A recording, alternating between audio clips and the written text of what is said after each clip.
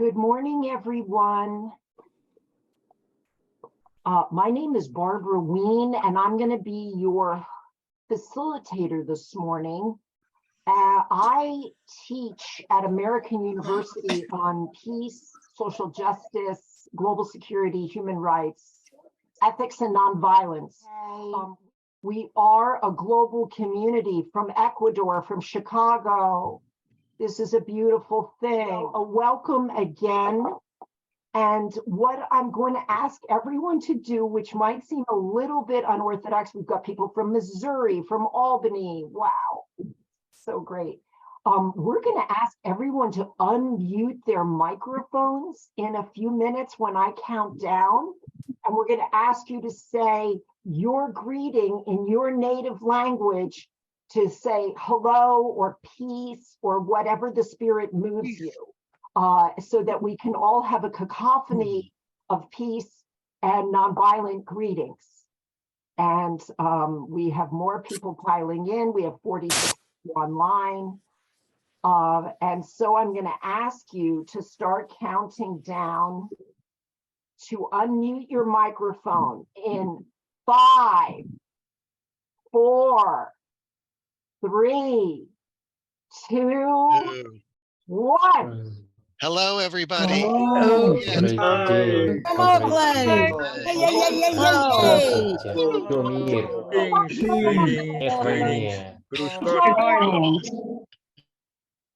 Wonderful. Thank you so much for your willingness to be joyful on this very sober morning.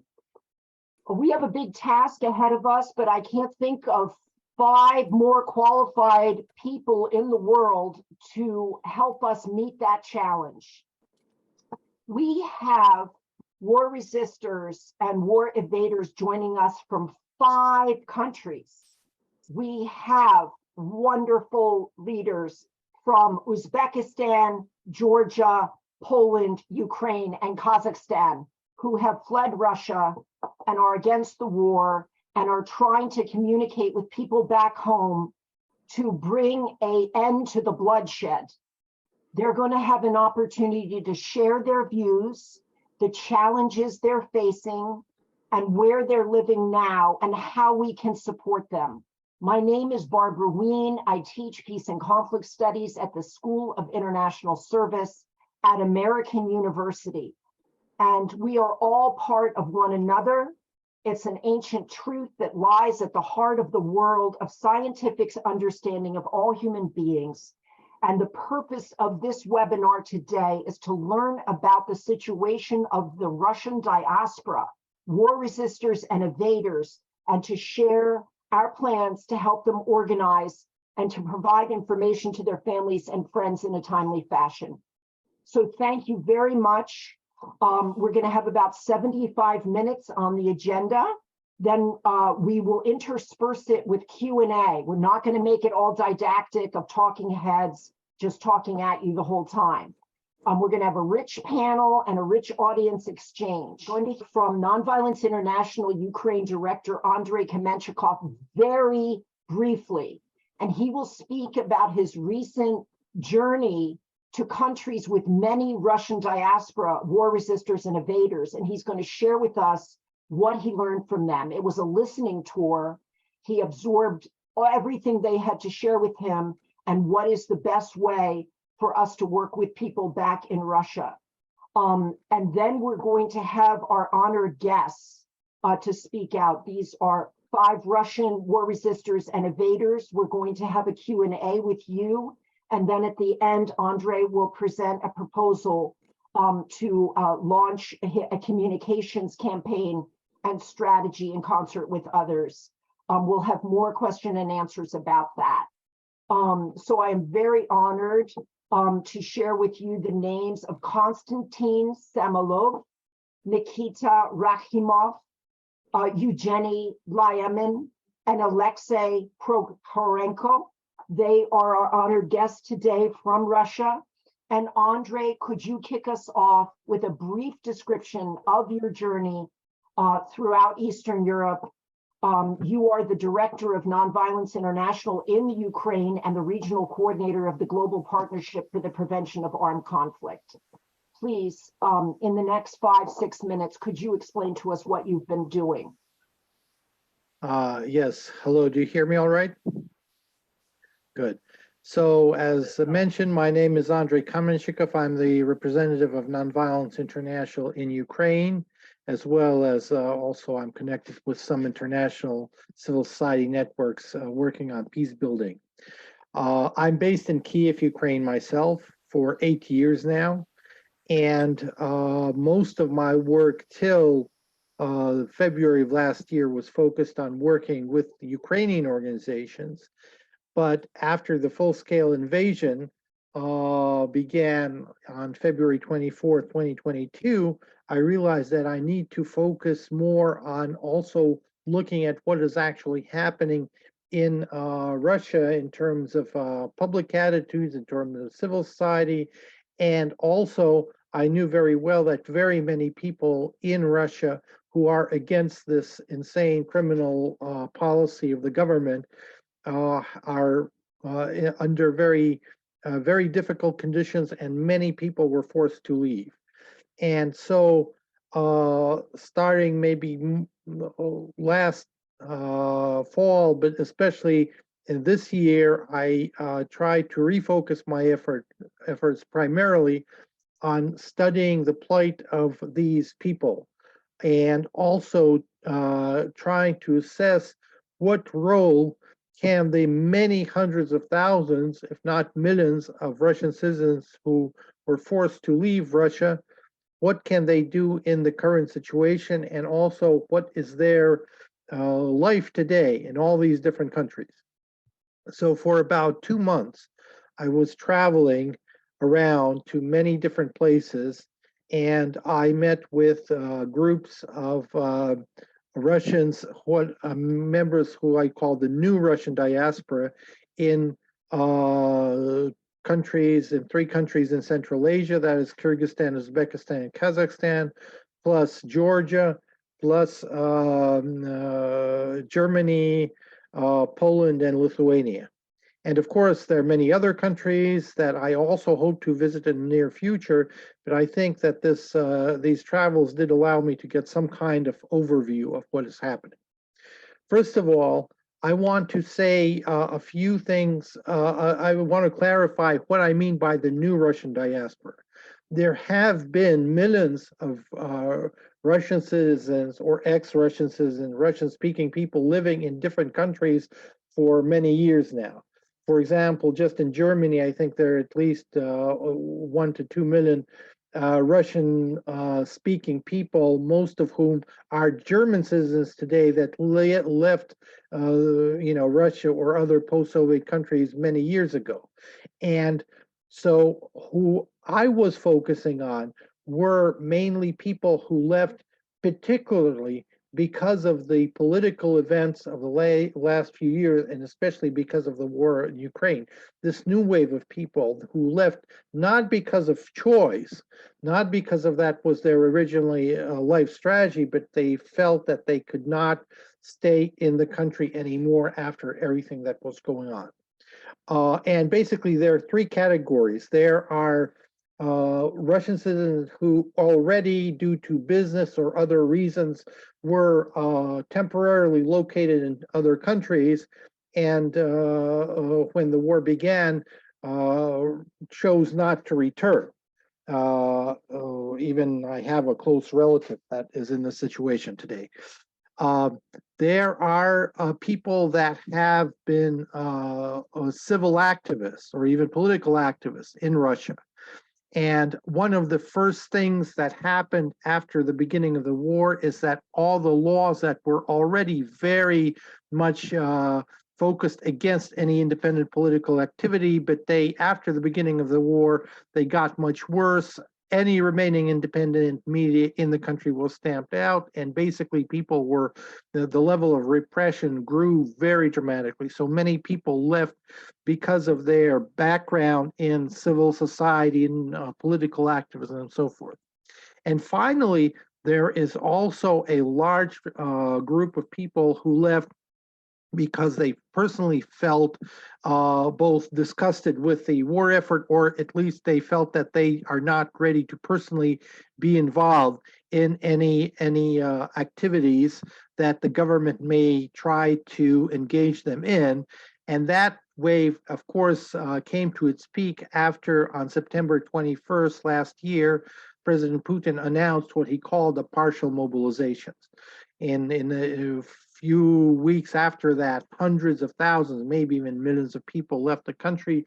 I've seen very different figures on the numbers, but I think a relatively conservative estimate is about 700,000 Russian citizens left the country after the beginning of the war. It might be greater than that. When I traveled, I also saw that these people are in very different situations. Some already had a base where to go, like they had relatives, family members. There were people who actually grew up in other countries, then moved to Russia, acquired Russian citizenship, but now returned to the country, their country of origin, and are trying to reestablish their life there. There are people who do not have such a base, but still, they have some contacts, or they're relatively well off financially and so forth. They at least can come somewhere and start reestablishing themselves in a new location. And there are also quite a few people that simply left, especially in the latest waves after the mobilization was announced, who left the country really without any plans. Often they didn't even have sufficient travel documents. Something that is important to know is that there are actually two types of passports in Russia. One is a document that everyone has. It's considered an internal passport, but it is only recognized as a legitimate travel document by a few countries, namely Kazakhstan, Kyrgyzstan, Armenia, and Belarus. Only these four countries, Russian citizens can go using this document that everyone in Russia has. And then there's a so-called Russian travel passport. That is a separate document that needs to be renewed every 5 or 10 years.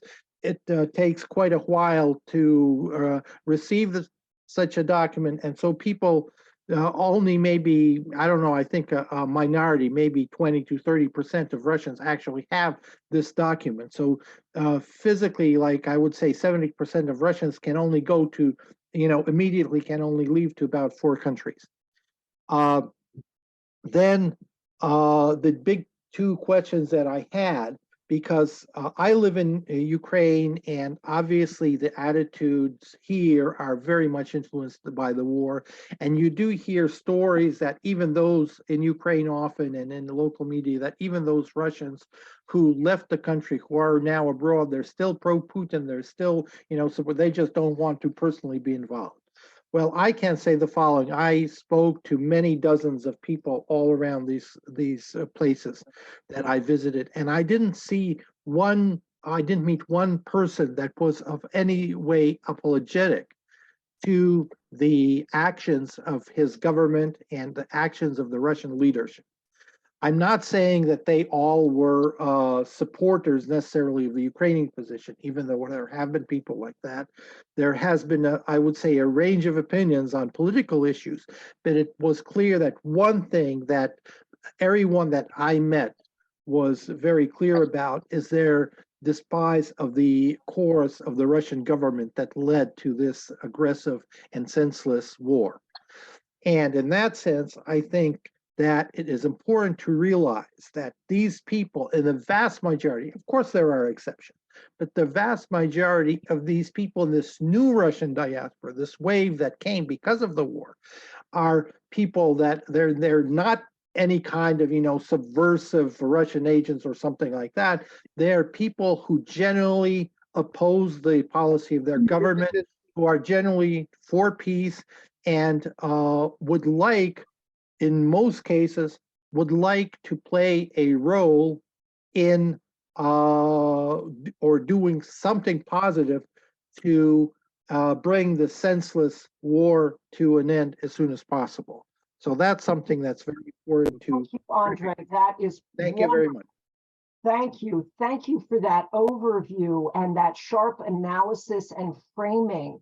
And now we're about to meet 4 such individuals who wish to give back, who wish to love their country and end the bloodshed. We are so honored to have these courageous gentlemen with us. And Andre, thank you for bringing them into this worldwide network of peace builders, peacemakers, peacekeepers. We are so thankful to you and your leadership in the Caucasus, in Eastern Europe, in Ukraine, in the former Soviet Union, in your work to end the first Chechen war and the second Chechen war. You've been at this peace building for a long time, and we're very indebted to you. And he has brought to us Konstantin Samoilov, Nikita Rakhimov, Evgeni Lyamin, and Alexei Prokhorenko today. And we're going to hear from them in that order. Konstantin Samoilov is a Russian energy corporate executive turned anti-war activist in exile in Uzbekistan now. He is the host of Inside Russia daily show on YouTube. And he's the creator of the Tashkent International Breakfast Club, where Russians and Ukrainians meet, make amends, dialogue, talk, and heal together. Konstantin's goals are to shed light on the current Russian regime's actions, to stop Russian aggression in Ukraine, to promote future transformation of Russia, to help Ukraine, and to create online and offline international communities where repentance, healing, and forgiveness take place. Konstantin, thank you for your leadership. Thank you for your social courage. Please talk to us about the challenges you faced. Please share your views, where you're living now, and how we can help from around the world. Thank you so very much, Barbara. Thank you, Andrea. Pleasure to be here, to be invited. And I also would like to thank everyone who is present in this virtual room, because to me, as a Russian person these days, you know, it's very emotional when people from other countries accept you, because usually it happens like vice versa. Russia is getting isolated, and it isolates itself, and Russians, well, are not that well accepted anymore in many places. So thank you so much, friends. My name is Konstantin Samoilov. I am Russian. I was born in Russia, well, the USSR, raised in the USSR. At age 20, I left Russia for America. I studied at an American university, and I spent around 9 years in the USA. I returned to Russia in the early 2000s. To immigrate to the USA was not my idea, but I just had an experience of living in a different place, and I enjoyed living in Russia. I loved Russia very much. I consider myself a patriot. I lived somewhat peacefully until all the hell broke loose on the 24th of February, 2022. And actually before that, things had been building up, but it was an internal Russian matter, if you know what I mean. It was not something taken outside of Russia. And of course, you know, we'll remember what happened. On the day of 24th of February, I made a decision that I was going to leave Russia. It's just not easy. You can't, I'm a father of 5. I'm a husband, I'm a son. I had a job. I had been with the company for about 20 years, a little less than 20 years. I was pretty known in the industry. Industry does not exist in Russia anymore.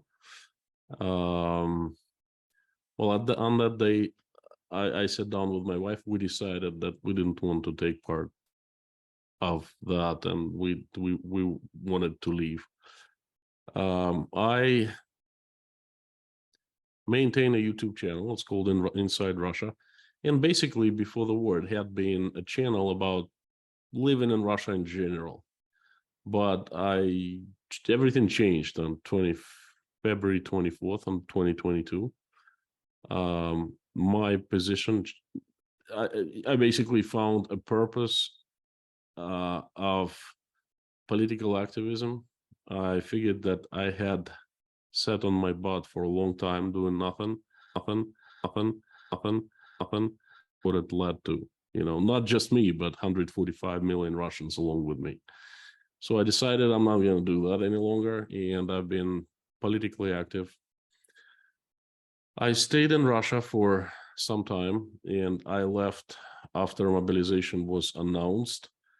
It was not a deal breaker of me leaving. It was just a kick in the butt, if you know what I mean. I came to Uzbekistan. I was alone. My family remained in Russia. They're just moving, catching up with me here, so to speak.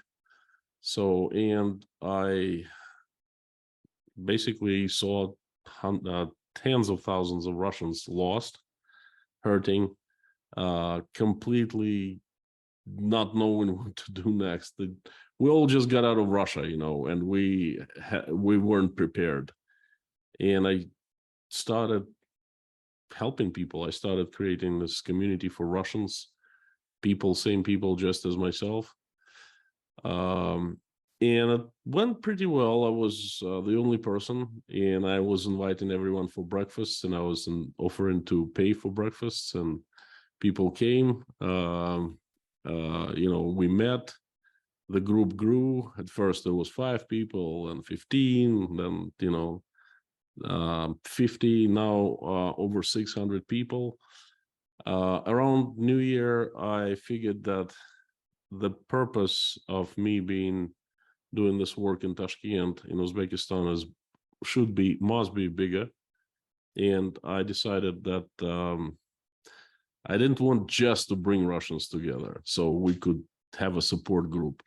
We needed to be more active. We needed to become, we needed to start trying to fix what our government broke. And I started inviting Ukrainians. It was a very scary move because, we're at war with Ukraine. Nevertheless, Ukrainians came, one family at first, and then another family, and then I was inviting them, and then people started going. Right now, we have about 5 families, and people seek us, so they drew in this word of mouth, so to speak.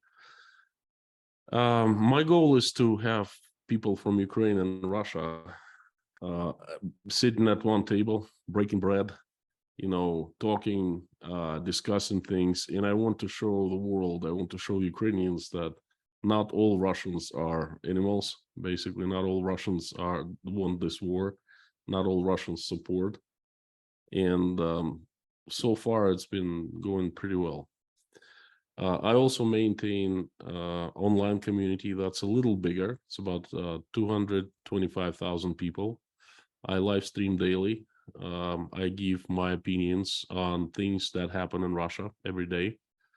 It's been quite busy few days lately with failed mutiny. And I see that this is my purpose. I'm not executive anymore. I lost my job. Our company is closed in Russia. Our industry does not exist because no one builds electric stations in Russia anymore. They try to build rockets, but they don't they don't build or maintain thermal power plants. But I have found a new purpose, and this is who I am now.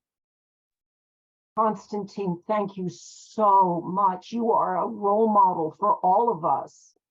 You are such a shining light for us, and what a joyful story. All of us who have now heard this story need to spread it and share it and humanize the Russian people and help all those who do not have an understanding of the conflict to point to these kinds of oases of peace building, nonviolence, intercultural understanding, dialogue, bringing families together. It is a remarkable story, Konstantin. We are so honored to hear it.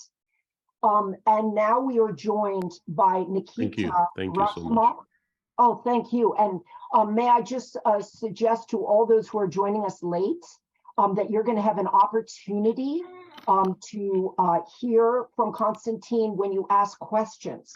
And we're going to link the questions. We're going to group the questions as soon as you hear from Nikita, Evgeni, and Alexei now. Nikita is a psychologist and psychotherapist living in Kazakhstan. He now works with Russians who have fled and immigrated in connection with the mobilization for war. Nikita has set up a messaging platform to provide psychological support for other Russian emigres and war resistors. Nikita, thank you so much for being willing to speak to us today. Please unmute yourself and share your story, what your experience has been, and the challenges you face. Thank you, everybody, to see this webinar, and thank you for organizers of this webinar to inviting me. And I think that this conversation should be happened for this day or any day. It had to be happened, right? So I moved to Kazakhstan in 21st of September, when mobilization was announced. In the morning, I was watching online with Putin, and after that, in the evening, I was going to plane to move to Kazakhstan. After a few days after my movement to Kazakhstan, I understood I need to use my profession to support Russians. Right now, we even don't know how to identify ourselves, because clearly we are not immigrants, we are not refugees, we don't know who we are right now. It's really weird for this problem. And because of my profession, I can say not only about my feelings, but also about feelings and problems of my clients, Russians that left Russia because of mobilization. And I think that the main problem right now is future. There is no understanding about what's going to be. A lot of Russians want to come back to Russia, but they can't do it right now. Some of them coming back because of their problems with work, finance problems with their family, because not everybody could take their family with them, right, to any country. But the main problem, I would say, is future, because there is no way to just wait the moment Russia is going to end this war. When you're an immigrant, you need to plan in your life abroad. Yes, I would say there was a lot of people that was planning there just for 2 or 3 months abroad, and it's going to be quickly, this war is going to be quickly, and they could be just come back to Russia. But someday they realized there is no this scenario, right? And this is why I think there is no way to just wait of this ending of war. You need to plan your life abroad. But if you need to plan your life abroad, your problem is the first of your problem is work, and second problem is country, right? Because there are a lot of problems with moving to some countries. Because, for example, in Kazakhstan, where I live right now, for nowadays, it's safety. It looks like it's safety, but Russians clearly understand that this safety can be removed or can be deleted, or and you need to go forward. You need to find another country, and when you move abroad so quickly without life strategy for this immigration, it's really hard to understand your plan. Yeah, I think this is one of the biggest problem, and this is the thing I was trying to say. That's it. Oh, Nikita, thank you so much. It really makes us understand the desire to return to Russia, but how difficult it is to plan your life abroad. We so appreciate and empathize and sympathize with your situation, and we all want to do everything to support you. We're going to get much more deeply into the details of that in the latter part of the seminar. We are honored now to have Evgeni Lyamin, a 25-year-old civil activist from Moscow, who is engaging in civil activities focusing on humanitarian and anti-war issues. He's residing in Tbilisi, Georgia. He is the founder of Immigration for Action, a humanitarian aid organization which fundraises to purchase medical supplies and essential goods for refugees of the war. He is the former media literacy and critical thinking trainer program coordinator at Was It in the News, and former organizer and editor at Space Policy. Evgeni left Russia right after the beginning of the full-scale invasion of Ukraine in February 2022. Evgeni, thank you so much for being willing to join us and share your story. Thank you too. Hello to everyone. It's an honor to be here with you, and thank you very much for the invitation to this webinar. In the beginning, Andrei said that there are three categories of anti-war Russians abroad.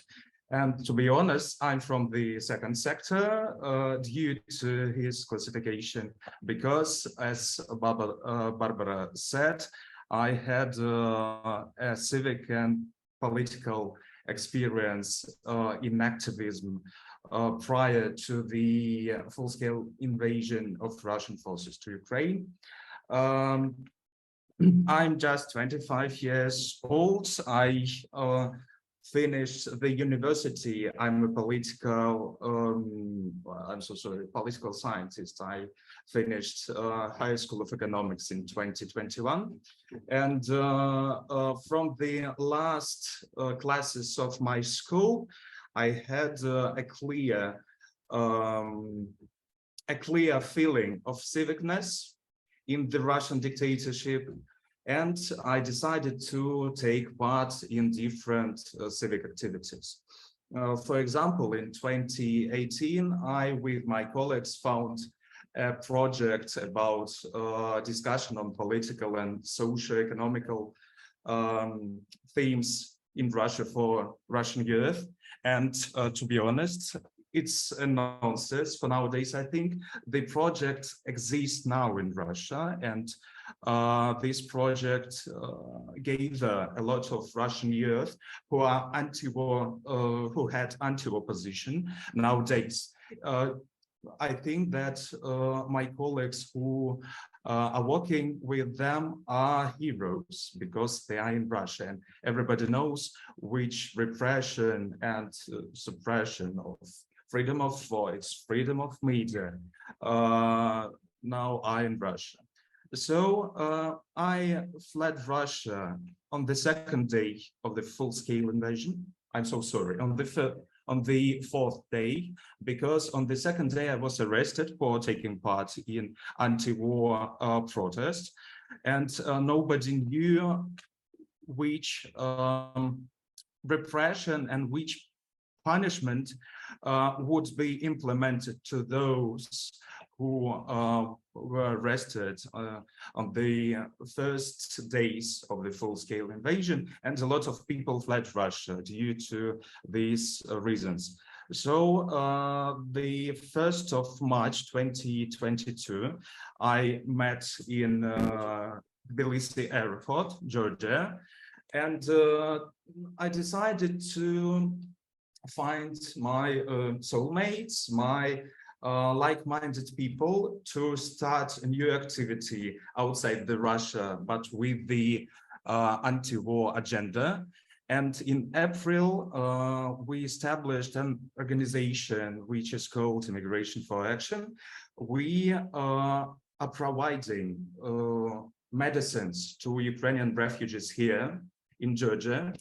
And for a year and a half, we helped more than 7,000 refugees with the medications here, because in Georgia there is a humanitarian catastrophe with the Ukrainian refugees because of local authorities have just limited help to Ukrainians. I'm so sorry for the interruptions in my English. And when the mobilization started in Russia, my organization decided to help to those people who were stuck between the borders of Russia and Georgia. There also was a 3 or 4 days humanitarian catastrophe because it is a tunnel in a mountain, and the amount of people who were gathered there was extraordinary. So yes, we had humanitarian action, and here and now we also gave anti-war Russian people here in Tbilisi. And as I understood, the main theme of the webinar is the activities of Russian diaspora abroad. And to me, it is honored to announce that for more than a year, there was a big coalition of different anti-war Russian projects, initiatives, organizations, media, and other types of activism. And in early July, there will be an announcement in public, the start of anti-war initiatives platform.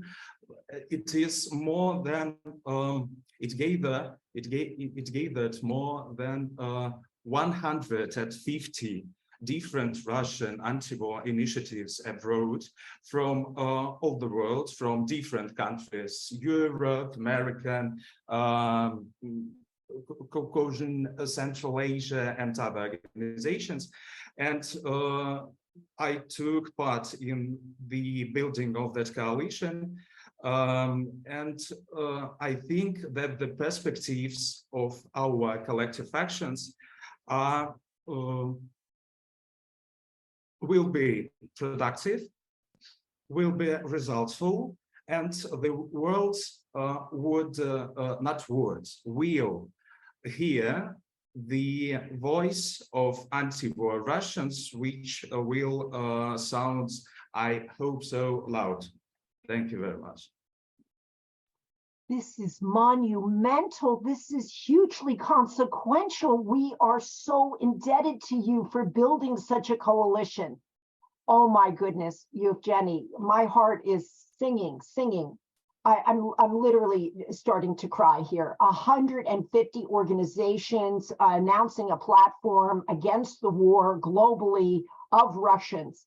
You've been hearing all the psychological, geographic, political, economic obstacles and challenges to Russians trying to stop the bloodshed, but they are not sitting idle. Look what they are doing, helping thousands of refugees and launching so many initiatives. We are so proud to be in your company today. Thank you. And finally, we have Alexei Prokhorenko, and he is an independent journalist from Russia, now living in Warsaw, Poland. Alexei left Moscow in late September 2022 after the partial mobilization was announced in Russia. And we are going to take your questions and your queries as soon as Alexei finishes. We're going to have a rich exchange with you. We're going to connect the dots across the world and across the speakers. So Alexei, could you please unmute yourself and share with us what have been the experiences you've had of fleeing the war and the challenges you face and how we can help?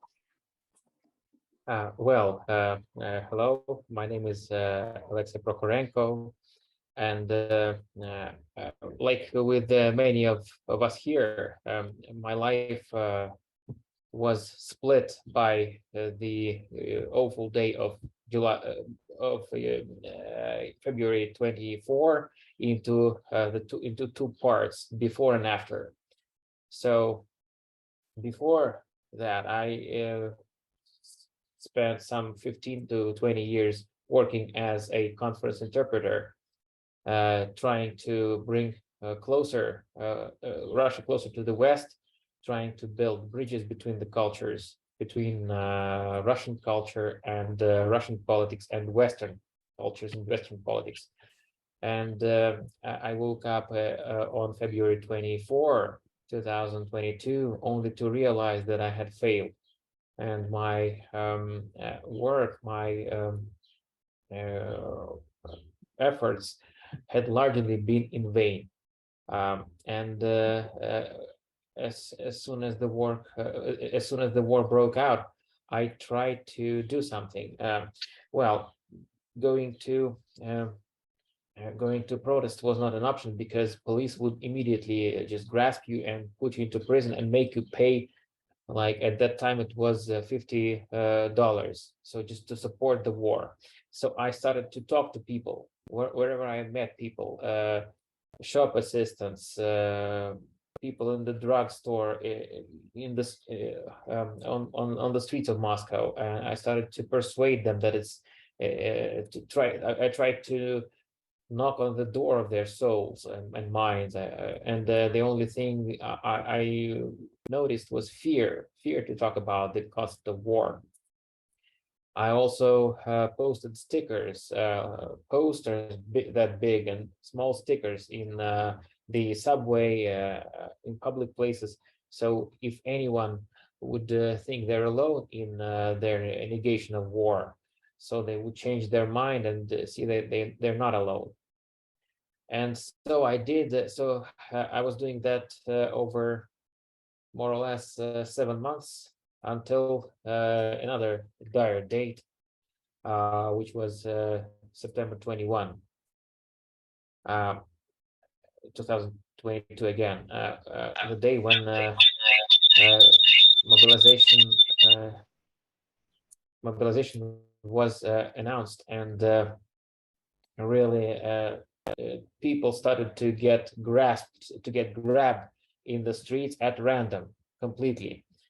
And then I decided that I'd rather leave the country, not because I'm apt for military service. I'm a reserve lieutenant of the Russian army. So I would never figure that I would ever face the risk of going to war. And I decided to just leave for Turkey. I remember getting up early in the morning just to find the ticket at whatever price. I found a ticket to Istanbul. So I spent 2 months in Turkey trying to figure out my future, and I was lucky to get a humanitarian visa to Poland. With the help of my friends, I was able to come to Warsaw, which is a significantly better place to engage in certain activities, anti-war activities. For example, if we talk about the Russian diaspora in Istanbul, it's very, I would say it's rather shapeless. So it's not, the people there are rather fleeing from a certain threat, not because they hate the war, they want the war to stop. It's just I heard an opinion in Istanbul that let the missiles do their job. I don't want to go die in the war. So it's very selfish and very stupid, I think, and very mean to say that. But just to give you one example, we did Istanbul was one of the few cities worldwide where we didn't have protests on the first anniversary of the war, but we did have that in Warsaw. So we had a small gathering of Russians, Belarusians, and Ukrainians alike to mark the first anniversary of the war in February, on February 25. But here in Warsaw, the Russian diaspora is not strong either. It's not too numerous, not too active. There are people who are buying diesel engines for the Ukrainians who organize that, and we also have sometimes discussions on Wednesdays on certain topics from cyber warfare, cyber security, all the way down to political issues, to the issues of persecution of dissidents, and I'm afraid the diaspora is too atomized, too dispersed to bring it together, unlike the Belarusian diaspora and especially the Ukrainian diaspora of Warsaw. So these are the main challenges, because we have the places where we could gather. We have the people with the intent to help us do so, but the people, the general diaspora is really difficult to work with. There's apathy, maybe there is also fear. I don't know, but it's not active at all. And one of the challenges that we're having here is to make people more engaged, more involved in the process, in the processes that are important right now. And one other challenge is probably the perception of Russians. I don't know how it could be changed, but maybe time needs to pass before really the people in the West, the governments especially, start to discern between Russians and Russians, between those who support or buy into Putin's propaganda and those who really are sick and tired of it, who really think it's very evil and vile. Thank you so much. Alexei, thank you for that very sobering assessment of the challenges you've been up against. And we hope to change those conditions by becoming greater than the sum of our parts, and to connect the dots across all of the areas of the world where Russians are living, and from Uzbekistan, Georgia, Poland, Ukraine, Kazakhstan, the United States, Italy, France, everywhere, we can help to forge coalitions and to support those who are trying to bring an end to the bloodshed. We have just about 25 minutes left for questions. Andre is going to speak at the end about how he is catalyzing communities of diaspora in different areas of the world and the communications campaigns that they are launching. That'll be at the very end after your questions. As I said at the beginning of the seminar, I'm going to take questions from young people first, those of draft age who are most at threat for being dragged into this war from wherever they're living. And I see two hands. And I also saw that Konstantin had a further comment, and I don't know if it's a question to the other speakers, but Konstantin, you have the privilege. May I please add a couple words to what Alexei said? Do. I think us Russians all over the world, we face the same problems that Alexei, you described. First of all, there is an apathy and apathy is a plague that Russians have, because apathy, our apathy, has brought into what Russia has become right now. So, and the second is, of course, we are being, well, I don't know. We are being singled out, or not very welcome by some people. It's not just, it's anywhere you go. Okay, I've been lucky because Uzbekistan is a fairly very friendly place towards Russians. Okay, but even in Uzbekistan, there've been a couple occasions. I just want to give my personal advice because I've come up with something that helps me. First of all, you cannot change all people. You cannot break their apathy. You cannot transform them into activists. You can do that one person at a time, and you can lead by personal example, plain and simple. That's the best you and all of us can do. And second, there's not much we can do. We deserve how we get treated by people. And my personal advice, again, my recipe, that's exactly what I do. I take it with Okay, Konstantin, you're in a community of people who do support you, who want to support you, who are not apathetic, and I think we want to hear from them. So I have two hands, Simon Martz and Michael Hui. I see two hands. I don't know if there's other questions in the chat, but we're running out of time, and I want to have a rich exchange. This is a catalyzation. This is a catalyst. This seminar is meant to support you. So now, Michael Hui, can we have your question? And then Dr. Andrea Elner. We're going to take 3 questions at a time. Michael.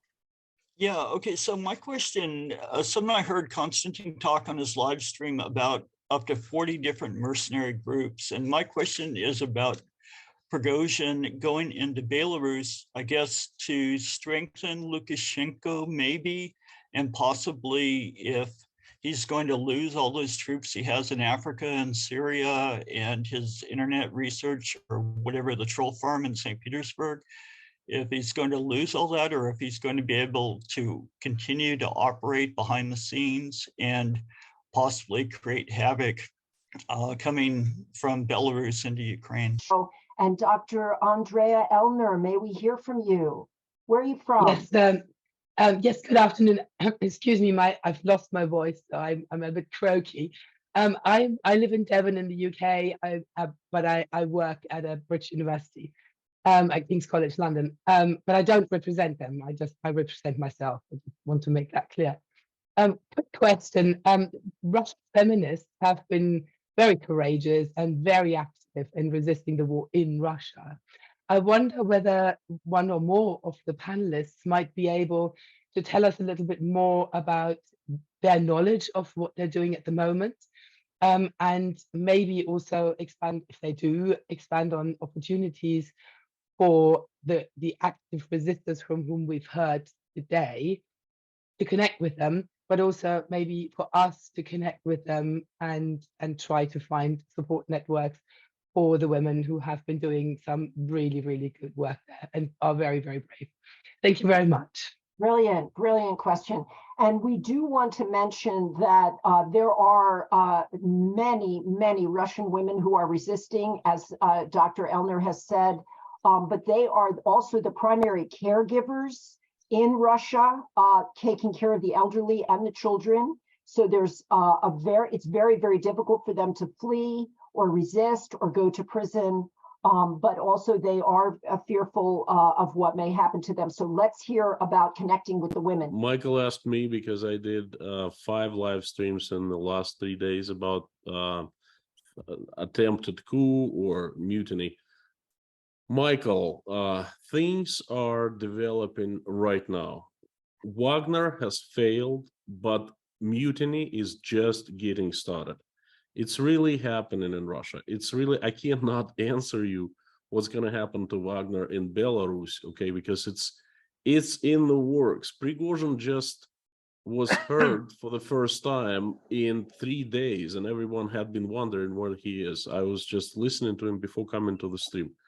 I'm going to talk more about it tonight in a couple hours, so please, if you want to hear more, come to Inside Russia. I'm doing a live stream, daily live stream about that. Thank you so much. And who would like to talk about the feminist networks in Russia and how we can support them and connect to them? I could say a few words. Definitely the feminist networks are one of the active civil groups that still are working against the war. For example, when I was in Georgia, I met with some representatives of a group that's called the Feminist Anti-War Resistance. And what they are working on is quite similar in many ways to what I have in mind in terms of working with Russia. Like they would be producing these PDF, PDF kind of newspapers that anyone can download and print out. And they made them in a form very typical of regular advertisement or, local newspapers that we get, like when you live in Russia, you find in your mailbox usually every now and then a newspaper like, from, your local community, what happened in this district of Moscow or whatever other city you had. So they make it in a format that's very similar, that people don't think of something political, but they do it specifically aimed primarily to women. They would have both political articles, but they also would have cross puzzles and things like that. And I think that's just one example. There are many, many other things that are being done today, and hopefully that also is having an impact. Right. But of course, it's very hard to measure impact under the current circumstances. And Andre also worked with feminist scholars and sociologists, women professors who went on hunger strike against the war as well. David Hart, I wonder if you could please read the two questions that are in the chat box for us. David, are you with us? I am. We have one from Alan Ware in New Zealand. Yeah, the first one I'm seeing from Joe Gerson. It's for Konstantin. Is his organizing seen as a threat to Putin's war? And if so, can he tell us a little about how he insulates himself and his organization from dangerous attacks? Okay. Also, Alan Ware had one. Thank you to the amazing speakers for living your principles for peace and having to leave your homeland to do it on youth engagement. He offers us a youth fusion Russian and American youth hotline project, and he offers the link there. And I don't want that to be lost. That's really important. Russian and American youth are connecting over a hotline. Then Lynn, thank you for this. What do our amazing and courageous panelists think of the effort launched by Navalny's ACF organization to launch a large-scale canvassing campaign to change Russian public opinion? So that was Lynn offering us that. And I believe we have we have three more. David, could we please take David from Notre Dame before we answer the other questions?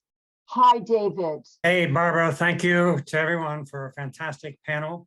Could the panelists tell us about the extent of resistance inside the military? We understand there's perhaps a few thousand deserters. It's already been mentioned, hundreds of thousands have fled the draft, but if they could say more about the resistance to the military and within the military. Thank you. Okay, so we have three very important questions on the table. The question was aimed at me. Thank you so much.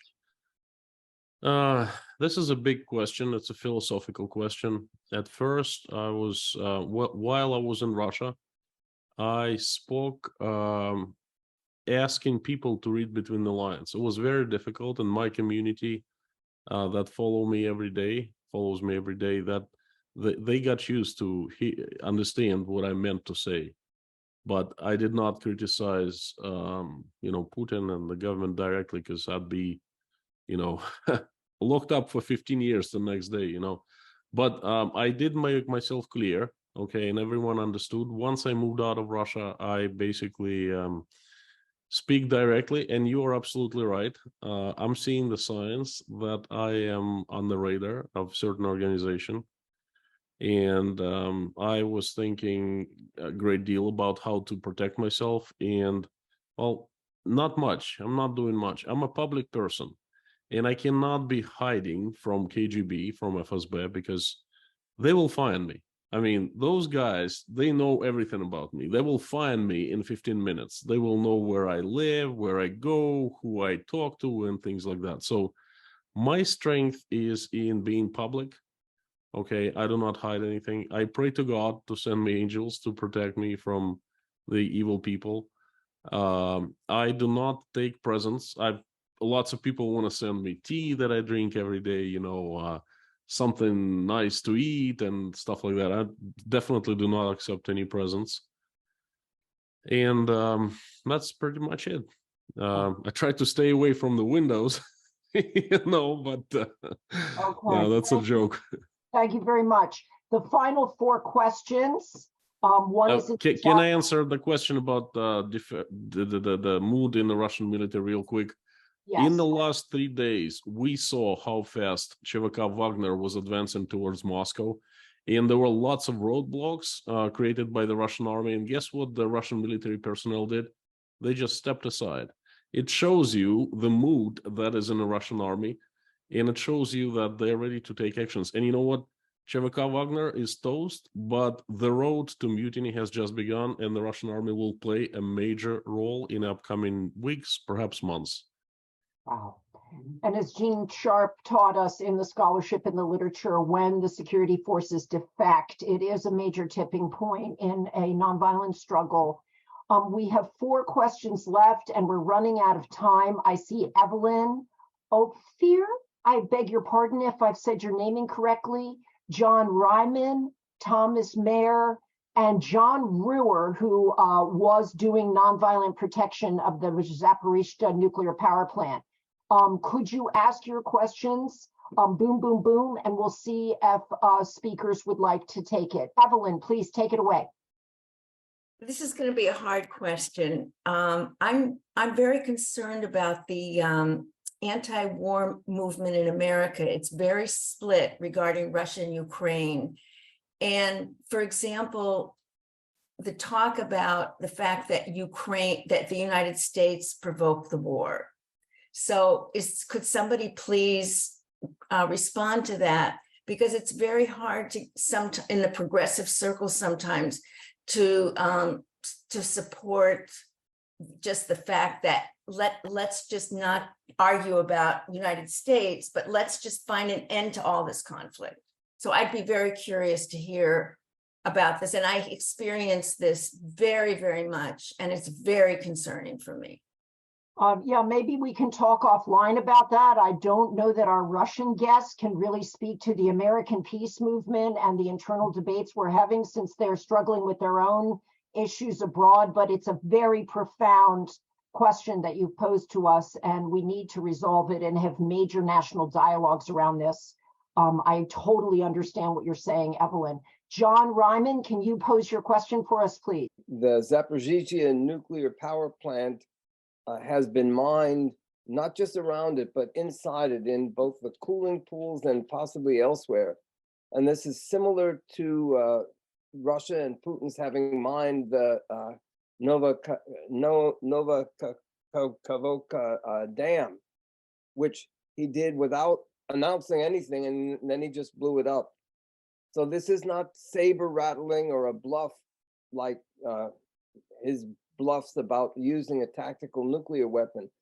And if he blows it up, the results would be absolutely catastrophic, not just right there, but throughout the entire region and beyond, including within Russia itself.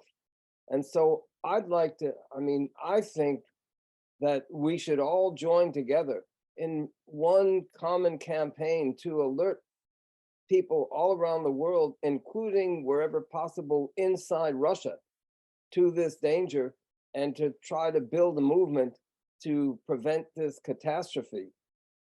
So Thank I'd you. like to ask what people think about that.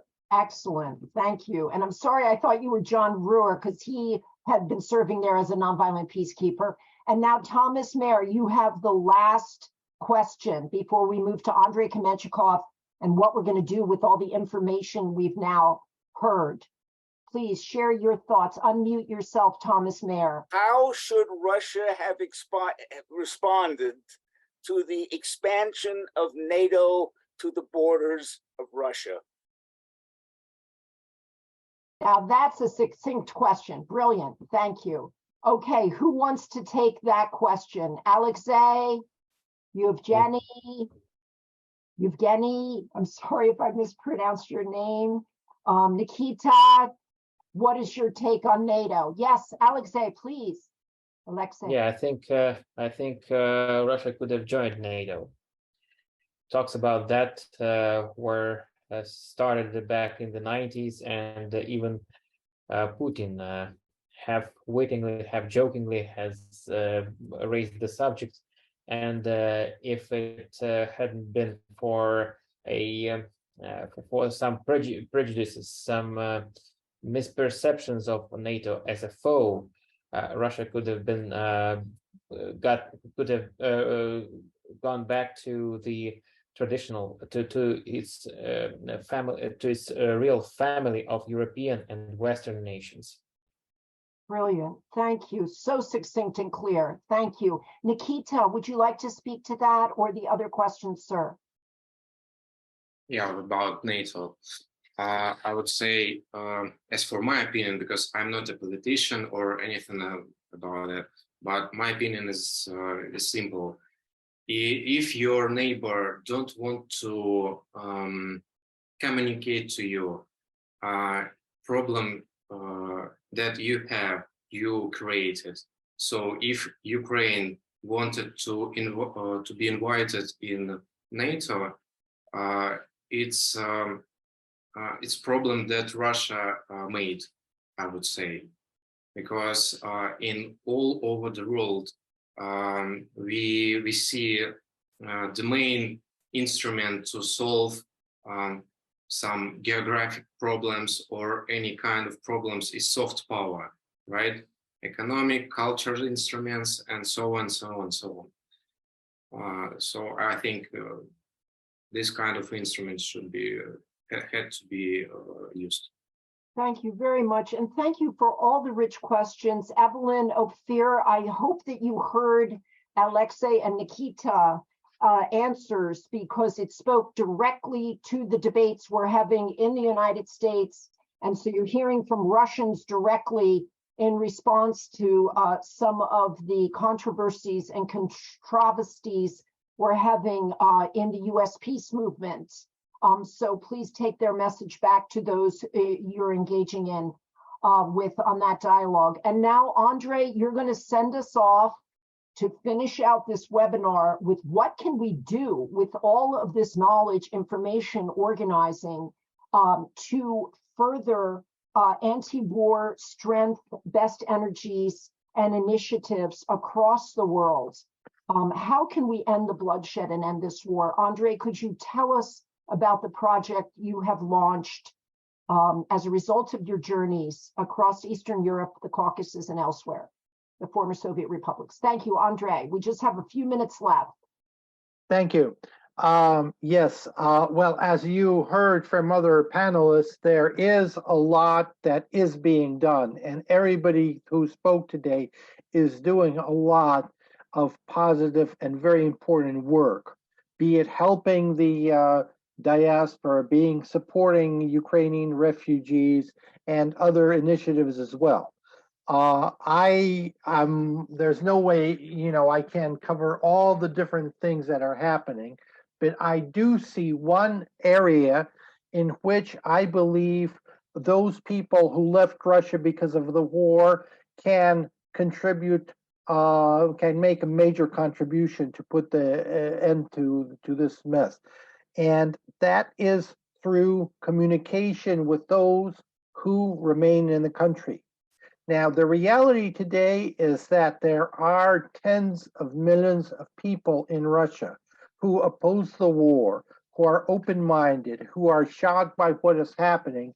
Not all were able to leave for many circumstances, but there is a significant percent of the Russian population that does receive independent information and understands what is going on. The problem is that this is still a minority, and you do have a majority that is not necessarily supportive of the war, but that kind of goes along with the false narratives that are being constantly bombarded with every day by every potential mean of mass media of communication that the Russian government has in its hand. And the question is, if we want change in Russia, we need to find ways of addressing this, this majority of people that, unfortunately, most of these people, unlike, let's say, the more liberal-minded group, they do not necessarily seek alternative information from various internet sources. There is information available, but the problem is that people simply don't look for it. And or even if they hear some alternative information, they tend to disregard it because they might be suspicious of foreign sources and so forth. But people who left the war recently, they are members of social networks. They have family members. They have friends. They have former, colleagues in different places where they work that they can speak to directly. And my idea is that we need to encourage these people and support these people in improving their own communication capacities. And based on my field trip to these different places, I see that there is a way to move forward on this. What I would propose and what I'm trying to do right now is to set up some kind of formats in different countries like Kazakhstan, like Georgia, potentially Armenia, like Uzbekistan, where people can discuss the challenges of communication between themselves, learn from each other. Maybe we can invite professional specialists to teach them how to become better, more effective communicators and share their views on the situation, their positions with those circles in the country that they have direct access to. That is the basic idea that I'm working on. And of course, I could go a little more in detail, but I don't think we really have time right now. I hope that with the support of you, of Nonviolence International, and the community of good-minded people that want to make change, it is possible to make a difference somewhat in supporting these diaspora groups, at least in this field of communication. That's the idea that we're trying to promote right now. Brilliant, brilliant. Thank you for that. We must harness the Russian diaspora as a force multiplier with their loved ones, their relatives, their colleagues, their co-workers back home.